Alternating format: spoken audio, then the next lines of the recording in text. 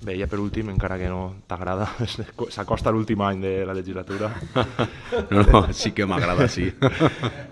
En èpoques anteriors, que no estan tan llunyanes, s'acostumava a fer un sprint final d'actuacions que tenien part de precampanya i d'herència, algunes per utilitzar-se com a reclam per a pròximes eleccions i altres per a deixar llegat per si el polític de torn no tornava a ser escollit.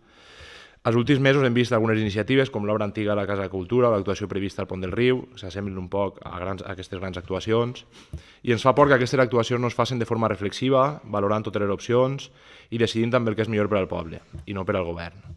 Decisions preses amb les presses que comporta mostrar l'aparador ple de grans i vistoses obres.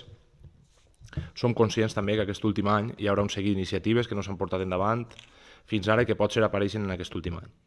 El que demanem en aquest prec, perquè quedi clar, no és que no es facin per ser l'últim any, perquè si aquestes actuacions són bones per al poble, evidentment ja saben que tenen el nostre suport.